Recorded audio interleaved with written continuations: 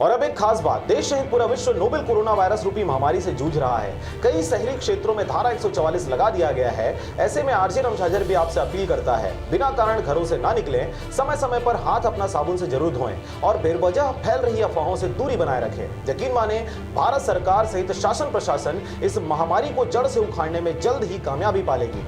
धन्यवाद।